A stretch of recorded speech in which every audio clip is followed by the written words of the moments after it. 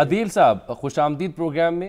یہ فرمائیے یہ الیکشن کمیشن کو بار بار یقین دہانیاں جو کروانی پڑ رہی ہیں اس کی وجہ کیا ہے، اور اب وہ کیا پیمرا جا رہے ہیں، کس کے خلاف جا رہے ہیں؟ یہ اطلاع مجھے ملی کہ وہ جھوٹی خبریں چلانے والوں کے خلاف پیمرا جا رہے ہیں.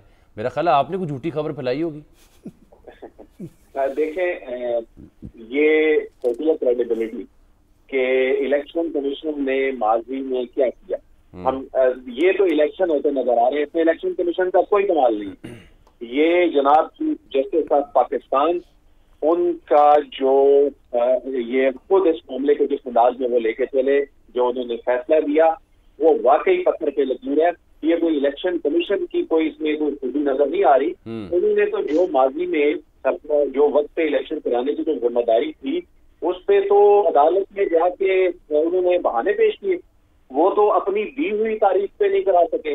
تو یہ تو صرف سپریم کورٹ آف پاکستان کی وجہ سے الیکشن ہونے جا رہے ہیں اور کوئی آپشن نہیں ہے. جان صاحب میں آپ کو یہ بات بتاؤں کہ صرف مسئلہ عدالتی نہیں ہے، یہ بھی دیکھنے کی ضرورت ہے کہ اس وقت پورا ویسٹ اس ساری صورتحال پہ نظر اجمائے بیٹھا ہے، اور ہمارے جو سپرا جو یہ ڈپلومیٹک کمیونٹی ہے مسلسل ہم دیکھ رہے ہیں، امریکن ایمبیسیڈر کی ملاقاتیں ہو رہی ہیں اور یہ بڑا ویسٹ اس کو مانیٹر کر رہا ہے. ہماری انگیجمنٹ، ہماری اس وقت جو معاشی معاملات ہیں اس حوالے سے انگیجمنٹ، اس حوالے سے وہ الیکشن کمیشن کے لوگوں سے مل رہے ہیں سفیر، جہانگیر ترین صاحب سے مل رہے ہیں سفیر، نواز شریف صاحب سے، شہباز شریف صاحب سے، مریم نواز سے، پاکستان پیپلز پارٹی کے رہنماؤں سے مل رہے ہیں، اور تو اور اسلام آباد پنڈی میں صحافیوں سے مل رہے ہیں بار بار.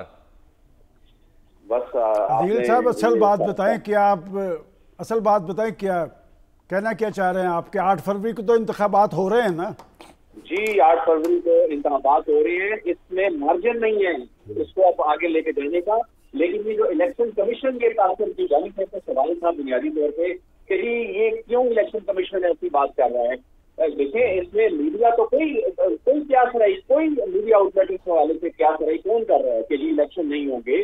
خود جو نون لیگ کے کچھ اعلیٰ عہدیدار ہیں بلکہ ان کی جانب سے اسٹیٹمنٹ سننے کو ملی جی الیکشن اگر آگے گیا تو ملک کو نقصان ہو جائے گا. یہ کون بات کر رہے ہیں؟ یہ تو ایسی تو بات ہی نہیں ہو رہی. تو یہ الیکشن کمیشن کہہ رہے جی کہ میڈیا کا یہ قصور ہے، میڈیا کی باتیں چلا رہے. میڈیا نے تو ایسی کوئی خبر نہیں دی کہ الیکشن ہو جائیں گے.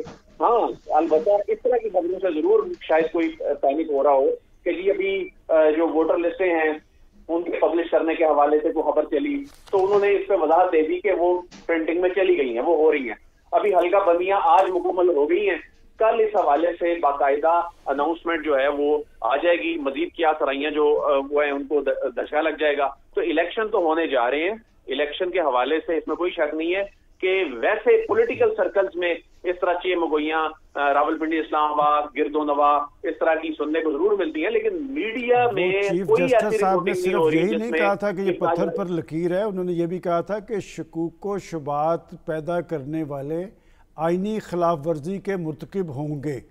تو لہٰذا یہ پتہ کرنا تو ضروری ہے. آپ نے ویسے مجھے یاد پڑتا ہے 2 روز پہلے ایک بات یہاں کہی تھی کہ اس طرح کی کنفیوژن کے خاتمے کے لیے پاکستان کی 3 بڑی پارٹیوں کے نام لے کے لیڈرشپ کے کہ نواز شریف صاحب کو، فضل الرحمان صاحب کو اور آصف زرداری صاحب کو کلیئر ہونا چاہیے اور انہیں بتانا چاہیے کہ پاکستان کے اندر انتخابات ہو رہے ہیں. دیکھیں جامی صاحب یہ میں نے اس لیے اس کہا سے تھا پہلے اس لیے عرض کی تھی کہ آپ خود بتائیں. جی کیفیت کبھی اس سے پہلے آپ خود بتائیں.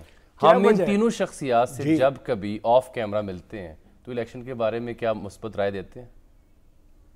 دیکھیں اگر تو تیاریوں کی بات کر رہے ہیں تو مسلم لیگ نون کی حد تک یہ بات کہہ سکتا ہوں کہ سب سے زیادہ سنجیدگی سے اگر کوئی تیاری کر رہا ہے تو وہ مسلم لیگ نون کر رہا ہے، اور ذمہ داری بھی ان پہ ہے کہ اگر یہ کنفیوژن ہے تو یہ کنفیوژن طاری کرے اور پاکستان مسلم لیگ نون کے لیڈر اس پہ پریس کانفرنس کریں کہ یہ کنفیوژن کیوں طاری کی جا رہی ہے، کون طاری کر رہا ہے. اگر میرے سے پوچھیں تو میں یہ کہتا ہوں کہ یہ کنفیوژن ساری وہ طاری کر رہے ہیں جن کو انتخابات میں کوئی اچھی توقعات نہیں ہے.